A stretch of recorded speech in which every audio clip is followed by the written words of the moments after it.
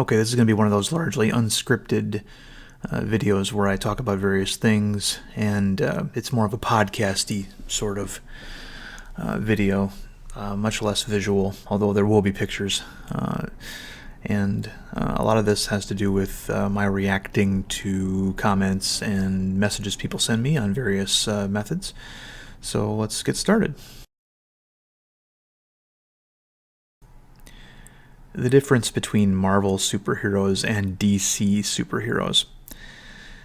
When I was reading comics as a kid in the late 70s through the early 90s, it was generally understood that the DC superheroes were for the very young readers, while the Marvel superheroes were for the more mature young readers and adults.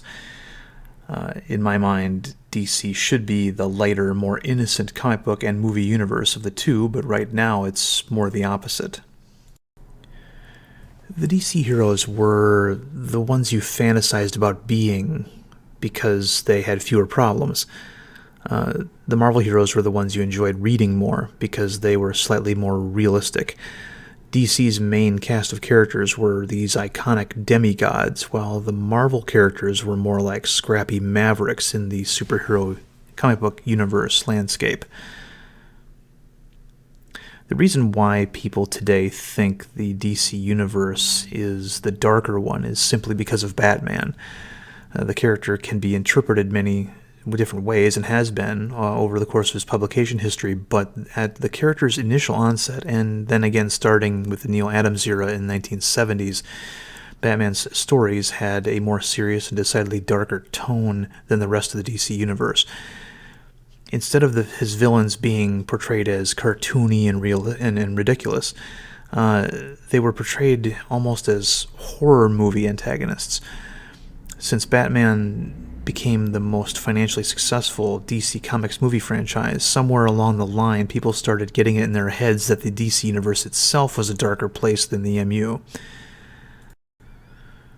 The most perfect screen version of the DCU, in my opinion, was the animated universe established by Paul Dini and Bruce Timm. It was dark when it needed to be, and fun and lighthearted the rest of the time, even when dealing with serious themes.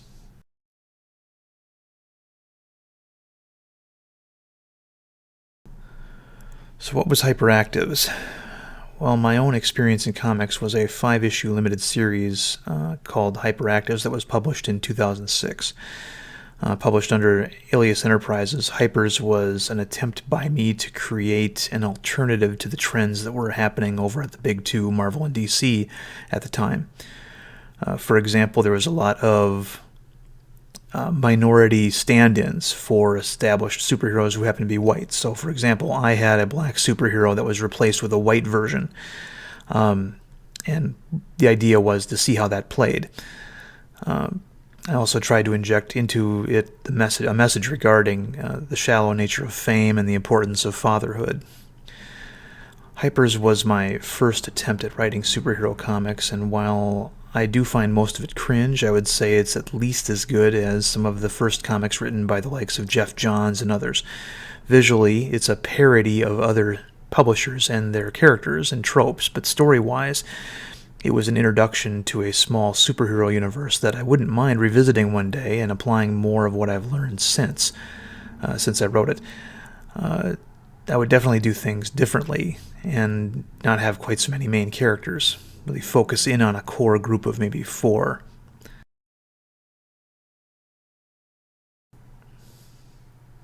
Two of my favorite superhero characters going back to when I was a kid were the Hulk and Superman. Both are the premier strong guys in their respective universes, but that's where their similarities end. They're my favorites thanks to my first exposure to them being in movies and television. The Incredible Hulk TV show was a show I used to watch when I was a kid with my dad. It was one of those few places where one could see a professional bodybuilder on television on a regular basis back then, and I was captivated by the mythology of the scientist trying to cure himself of a situation that really wasn't under his control. As for Superman, the 1978 Richard Donner film stands out as probably the most formative cinematic experience of my young life. Others in my age group picked Star Wars for that special movie, but for me it was Superman. Everybody has that movie from their childhood that they remember most fondly. Usually it's the first movie where they're able to really follow it, where you get old enough that your brain develops to the point where you can follow a story, and then, it's usually something that is visually stimulating. My brother, who is 10 years younger than I, will tell you that his formative movie was Terminator 2 Judgment Day. But I've met other people whose magical childhood movie experience was, for example, the original Clash of the Titans. Getting back to Hulk, though, I've been meaning to do a video about the TV series, but I wanted to wait for Andy Trekker to get done with his Hulk pilot review out of a sense of fairness. Since he's largely fled Twitch and hasn't gotten around to finishing his review, I'm contemplating just doing mine without him. Let me know in the comments if you think that's a good idea. Should I wait for Andy Trekker, or should I not wait for Andy Trekker?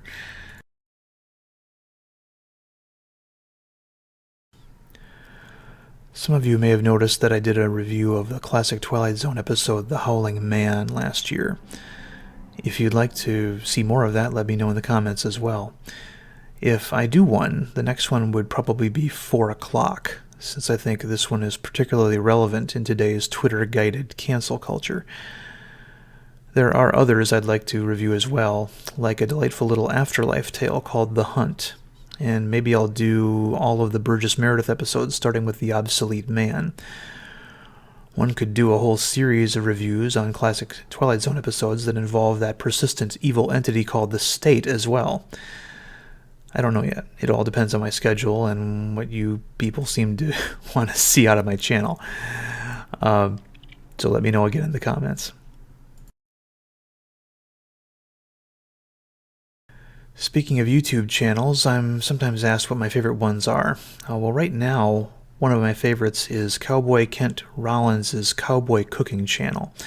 He's a ranch cook who shows you how to cook food outside and over a fire, things like that.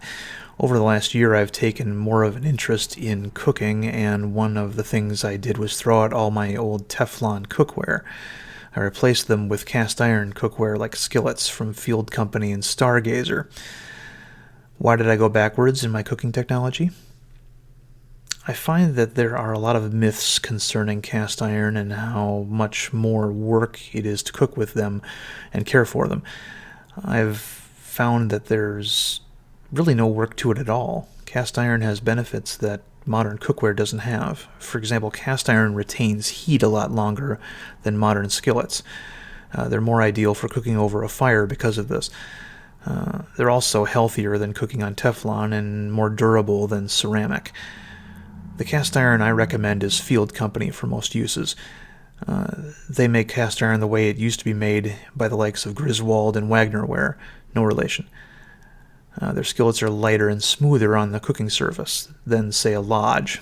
Unlike the common Lodge that you can find anywhere, which are heavy and rough. While Lodge has recently come out with a higher-end line of skillets to compete with their new competition, I am really not a fan of Lodge.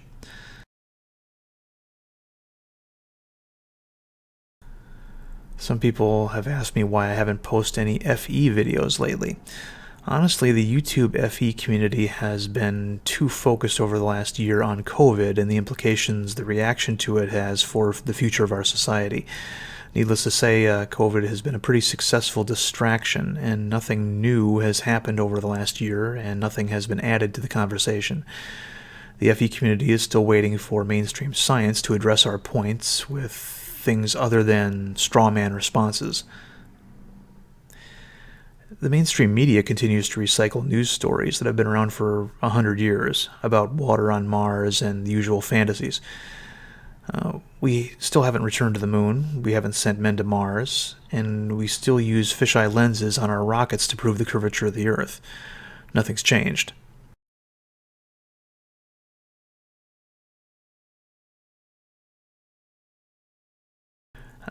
Another fascination of mine are cryptids. Cryptozoology is the study of hidden creatures. Sasquatch, Dogman, Chupacabra, the Thunderbird, and the man-eating tree of Madagascar are all examples of cryptids. Some have more evidence than others. Some cryptids actually do get discovered and recognized by mainstream science, however, like the African mountain gorilla and the coelacanth, a fish that was once thought extinct. You do have to use some discernment when looking into this stuff because there are a lot of hoaxers out there. Some of them are mysteriously well-funded, too, I might add. You also run into Gaia worshippers if you dig deep enough. They're the folks who worship nature and the earth. Christians aren't too interested in that, but are generally more interested in how cryptids like Sasquatch relate to Genesis 6. Yes, I'm a Christian and a FE believer who thinks there is evidence of cryptids like Sasquatch out there, and I'm dismissing people who talk to trees. I realize that to some of you that may seem contradictory, but Scripture says that Christians are to worship and praise the Creator, not the creation. So in that sense, people talking to trees is just as disturbing as people talking to buildings in New York City.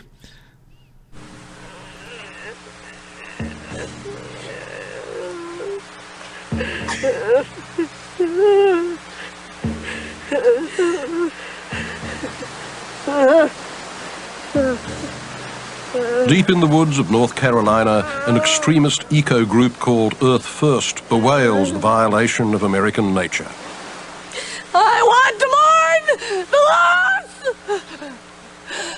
of all the old growth trees I've seen, and tell them that we love them and that we don't want them to die, that there are some people here who do care. So I want you to know that, trees, that we care. I've looked at clear cuts and burnt forest, and I've felt outraged, but I didn't scream and I didn't cry. And I need to.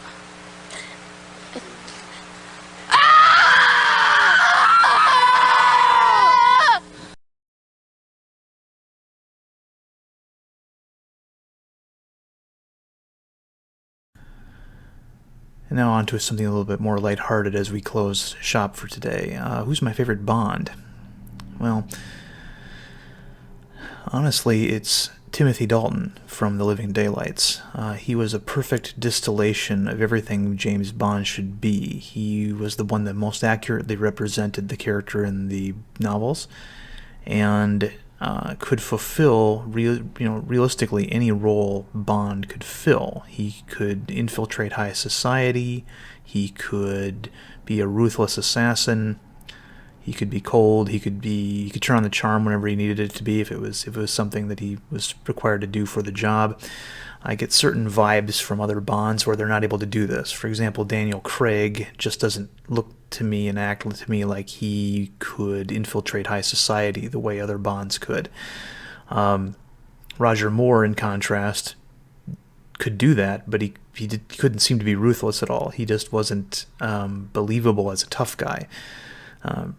Sean Connery comes close, but I think the reason why, in my mind, Timothy Dalton edges out Sean Connery is because Timothy Dalton was the Bond of my generation, or at least the one that was going to be carrying the franchise from 1986 onward. Unfortunately, due to MGM-UA's bankruptcy and a few other things that happened along the way, he only made 2 Bond films. The second of which, License to Kill, is regarded as one of the worst Bond movies ever made, and I tend to agree with that. But The Living Daylights was a brilliant update to Bond, where they brought him into the 80s. And they did things where they didn't deny his misogyny, but because of the 80s being this heavily AIDS-conscious time in American history, they toned it down. It toned down his sex appeal and his seducing of women, but they did it as part of the plot of the story. It wasn't just something that they all of a sudden changed for no reason. They acknowledged that he was, a ladies' man, but that he just wasn't going to do that as much on this particular mission. And I think that was an example of good writing and a good way of updating the character without really changing the character. We also got the first Aston Martin that the franchise had used since, I think, Connery. It wasn't the DB5, but it was the most modern, at the time, Aston Martin that was available, and it was just neat to see him, riding around in an Aston Martin again. So if you haven't seen it, Living Daylights is a little bit long, but you will see a perfect James Bond in that film, in my opinion. Alrighty, discuss amongst yourselves, and thanks for letting me ramble.